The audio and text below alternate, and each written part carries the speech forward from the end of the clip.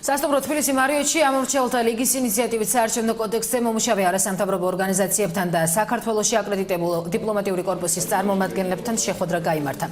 მხარეებმა მოქმედი საარჩევნო კოდექსის მიხედვით საერთაშორისო სადამკვირვებლო ორგანიზაციებისათვის არჩევნების მონიტორინგის უფლების შეზღუდვაზე ისაუბრეს. კერძოდ საუბარია საარჩევნო კოდექსის 39 მუხლის მე-6 ქვეპუნქტზე, რომლის თანახმად საერთაშორისო დამკვირვებელ ორგანიზაციას მთელ საარჩევნო პროცესზე დაკვირვებისათვის უფლება აქვს მხოლოდ 2 წარმომადგენელი ჰყავდეს.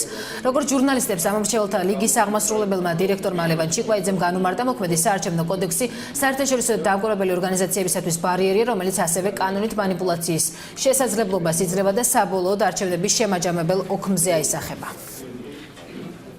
ვითხოვთ კანონმდებლობაში ცვლილებებს, კერძოდ საარჩევნო კოდექსში გაწერილი იყოს ზუსტი ჩანაწერი. ყველა დონის საარჩევნო კომისიაში, საუბნო, საოლქო და ცენტრალურ საარჩევნო კომისიაში ორ-ორი წარმომადგენლის უფლება ჰქონდეს საერთაშორისო დამკვირვებელ ორგანიზაციას. ვიმეორებ, დღეს ჩვენს ორგანიზაციას, ამორჩეველთა ლიგას, აქვს შეფერხებები მოლაპარაკებებში საერთაშორისო დამკვირვებელ ორგანიზაციებთან, რადგან გაეცნენ ჩვენს კანონმდებლობას, მათ არ ქონიათ ჯერ შეხება საქართველოსთან, გაეცნენ კანონმდებლობას, ნახეს პუნქტი, რის მიხედვითაც მათ მხოლოდ 2 წარმომადგენლის რეგისტრაციის უფლება აქვს. მხოლოდ 2 მთელ საარჩევნო პროცესში.